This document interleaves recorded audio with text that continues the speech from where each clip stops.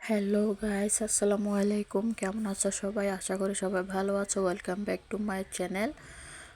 শুধুমাত্র 2টি আলু দিয়ে অসাধারণ একটি রেসিপি করেছি, সেটাই হচ্ছে আপনাদের সাথে শেয়ার করব। তো প্রথমে আলুটাকে সেদ্ধ করে পিস পিস করে কেটে নিয়েছি, আর হচ্ছে মটরশুঁটি নিয়েছি।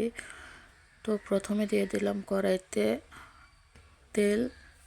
তেলটা গরম হয়ে গেলে দিয়ে দেবো গরম মশলাতে 2টা তেজপাতা, একটা এলাচ, 2টা দারুচিনি দিয়ে পেঁয়াজ, রসুন, আদা বাটা দিয়ে দিয়েছি পেঁয়াজ কুচি।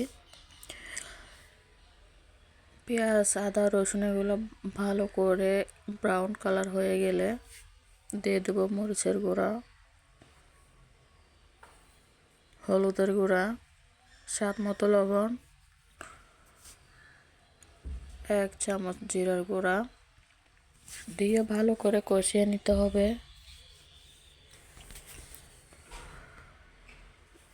ভালো করে কষিয়ে হচ্ছে মশলাটার গন্ধ চলে যায় মতো এমনভাবে কষাতে হবে। তো কেটে রাখা আলুটা দিয়ে দিয়েছি, আলুটা দিয়ে ভালো করে কষিয়ে নিচ্ছি।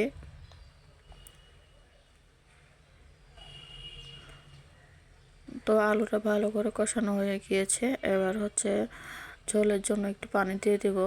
ঝোলের জন্য না, আসলে হচ্ছে সে মশলাটা ভালো করে যাতে আলুর ভিতরে চলে যায়, সেজন্য একটু পানি দিয়ে দিলাম। তো দিয়ে দিয়েছি বিরিয়ানি মশলা। তো বিরিয়ানি মশলাটা দিয়ে আরেকটু ভালো করে নাড়াচাড়া করে এখন হচ্ছে উপর থেকে কাঁচামরিচ ছড়িয়ে দিব। 4-5টা মতো কাঁচামরিচ ফালি করে ছড়িয়ে দিয়েছি উপর থেকে। এবার হচ্ছে একটা বাটিতে নিয়ে নিব। দেখো কালারটা অসাধারণ হয়েছে।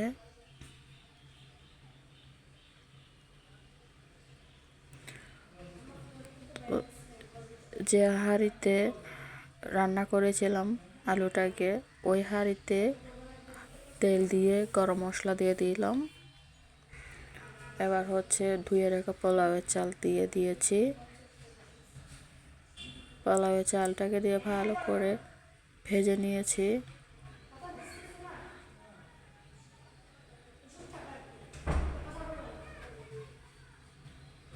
তো ভালো করে হচ্ছে ভেজে নিয়ে চালটাকে আমি ফুটান্ত গরম পানি দিয়ে দিয়েছি পরিমাণ মতো, আর দিয়ে দিয়েছি মটরশুঁটি।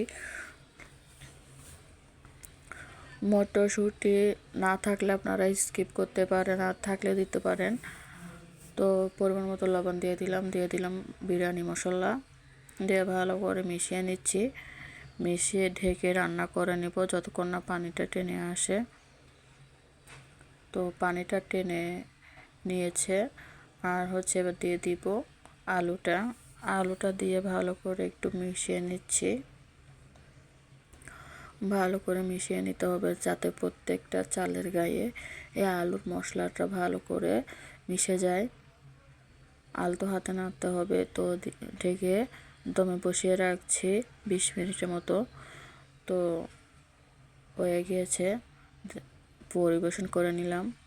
দেখো অনেক সুন্দর একটা কালার হয়েছে বিরিয়ানিটা, যা অসাধারণ মজা হয়েছে। তো ফ্রিজে যখন মাংস থাকবে না, এইভাবেই আপনারা ঝটপট 2টা আলু দিয়ে সবার জন্য বিরিয়ানি রান্না করে নিতে পারেন। আসসালামু আলাইকুম, ধন্যবাদ সবাইকে, আল্লাহ হাফেজ।